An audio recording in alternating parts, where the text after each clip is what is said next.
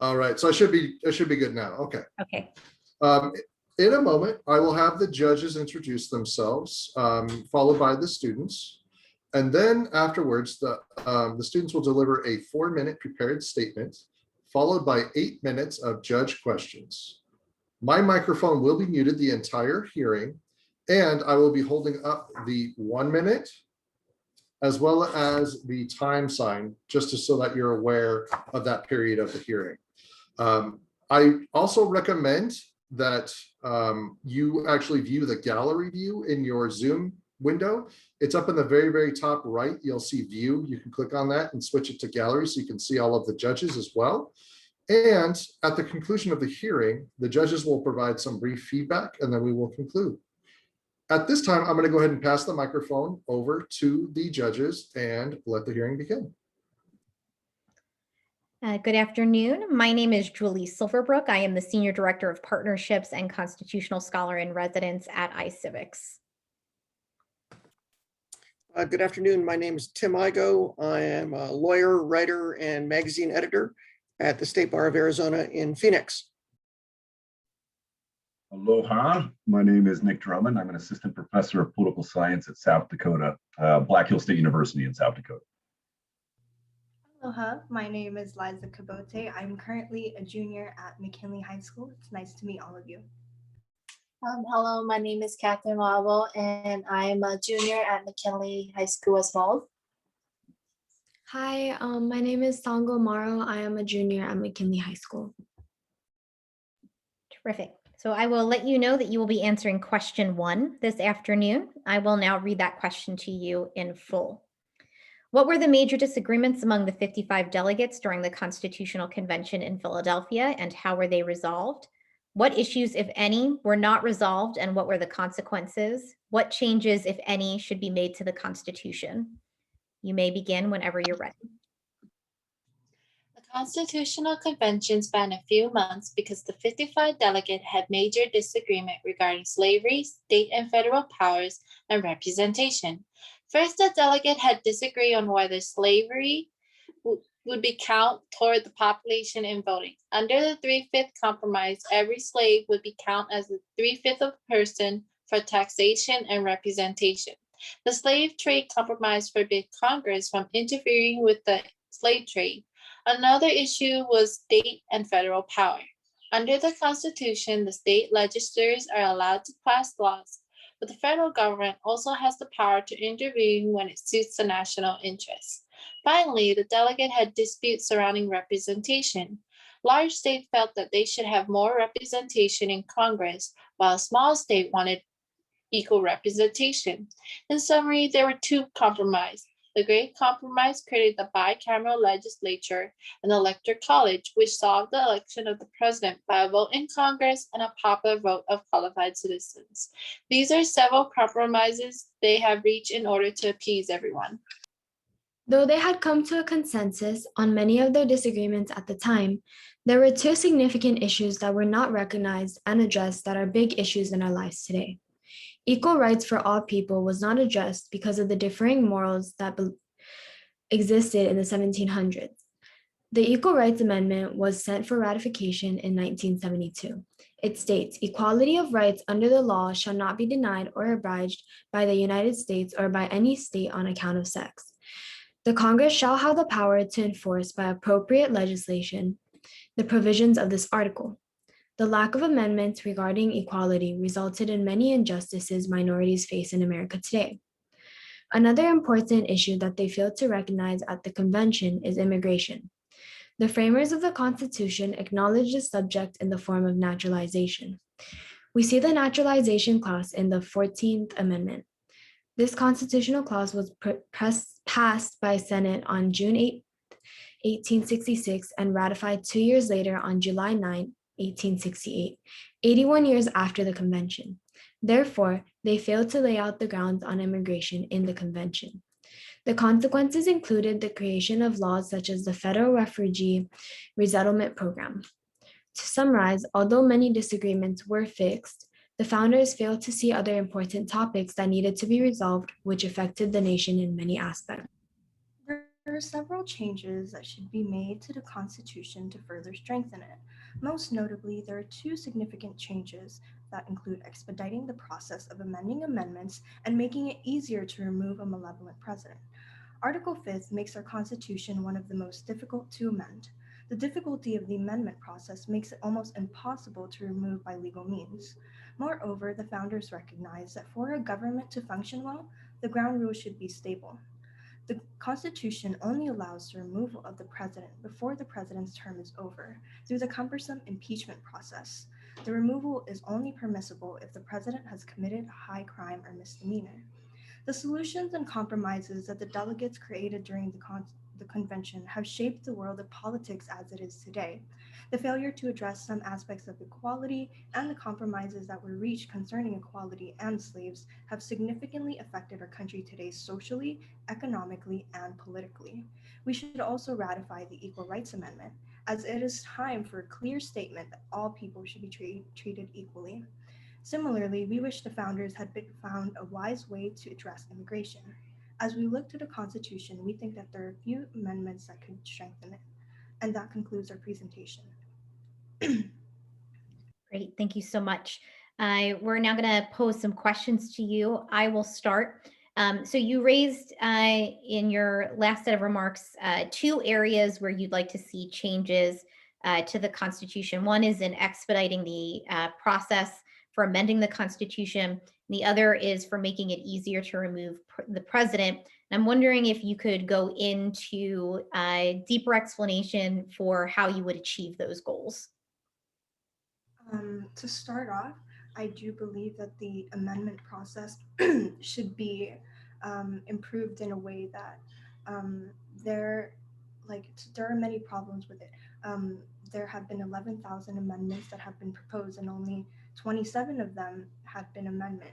And one of, I believe, the late Justice Scalia has said that it could take at least 2% of the population to block amendments. And in order to resolve this, we would propose that the threshold of the amendment process for proposal and ratification be lessened to a certain degree, because the founding fathers have not been able to foresee the fact that the United States would definitely grow in numbers in the terms of like state and the amount of people in it. Therefore, that proposes an issue, because it's as more people are added to the states, that there's going to be differing and divergent beliefs among the people. And lessening that threshold for ratification and proposal would definitely help expedite the amendment process overall. And the proposal for making it easier to remove president from office? In terms of removing a president from office, I think it's important to note that there are issues about the polarization in our country overall, in terms of like the two parties, and also the fact that the impeachment proceedings, I think one way to kind of remedy this would be more of an involvement on the judicial branch, especially because impeachment proceedings do have to do with determining whether the abuse of the executive branch is like significant enough for conviction. So maybe more involvement with the judicial branch would help. Okay, thank you. I'll invite my colleagues to pose questions as well.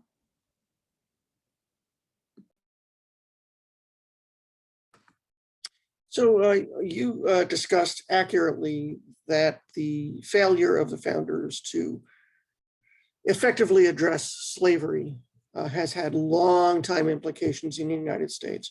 Can you give me a couple examples of how those examples continue to play out today? Any of you?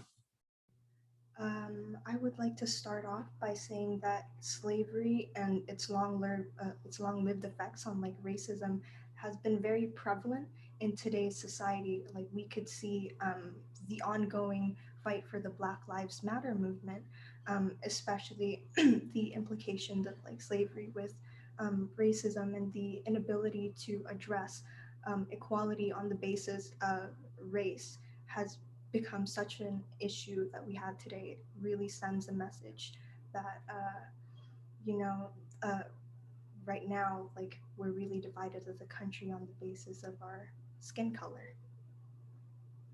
I would like to add on to what my teammate has to say, like how the founding fathers took a very long time to like address the slavery problem, and like how that have made, since they took a very long time, it have like raised racism and prejudice and stereotypes within people, because I know I'm one of the people who stereotypes people before because it was the way I was raised.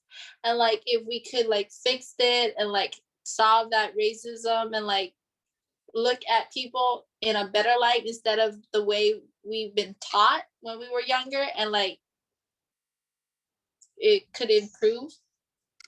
I definitely would like to add on to what Catherine said. Like, socially and politically, there is some kind of they both intertwine in a way. So a lot of what politics and like what goes on in the government does impact the way we act as a society overall.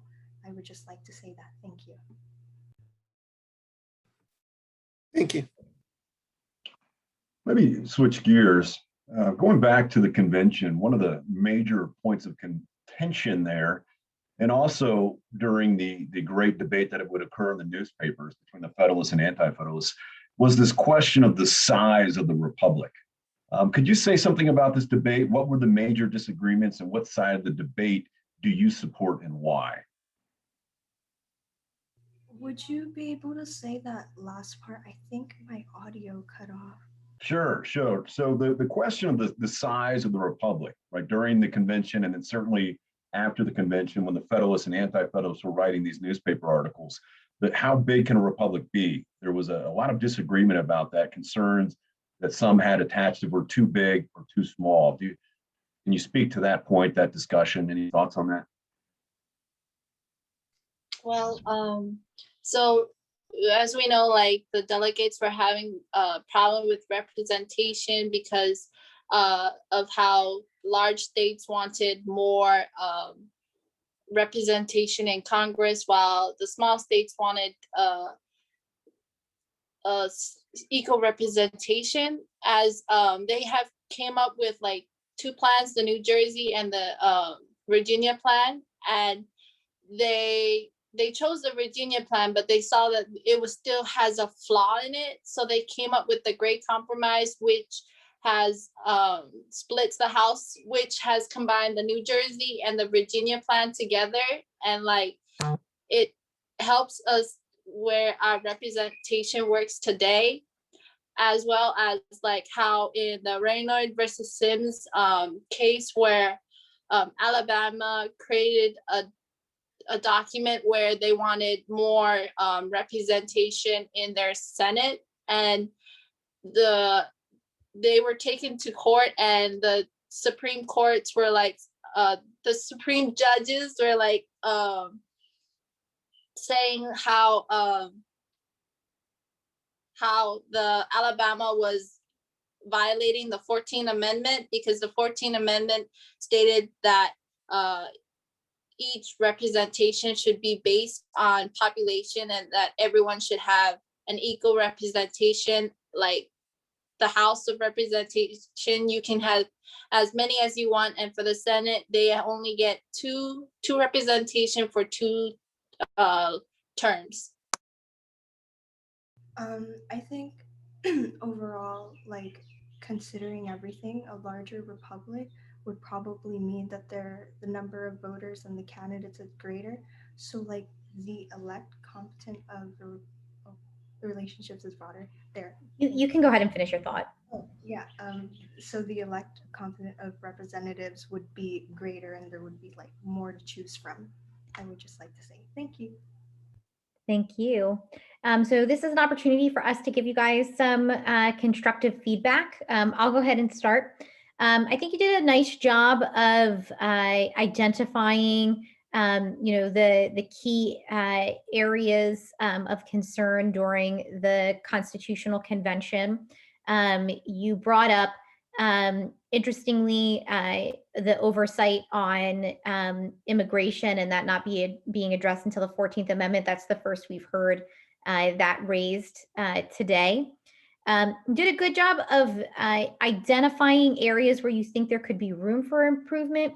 But I think you struggled to come up with a concrete proposal for how you would address those issues. And so I would just encourage you to give a little bit more thought to that, and would also encourage you to think about how even the participation is for responding to questions. But overall, I think you guys did a really great job.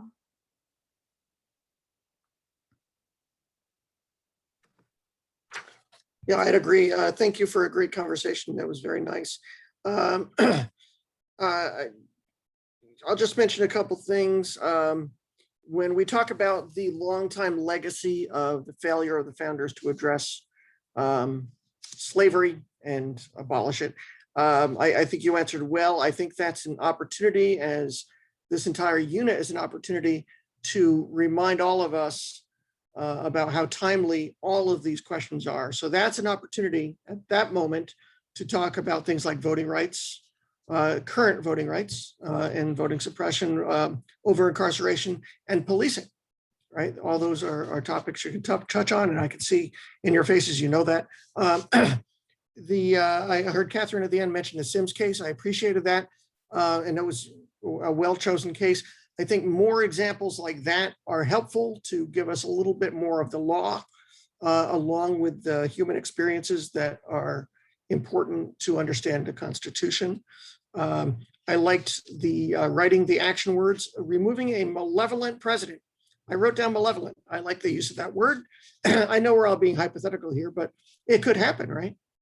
Only these are the jokes, people. Anyway, and finally, I think it was the only second group today that I heard even mention Black Lives Matter. So I appreciate that.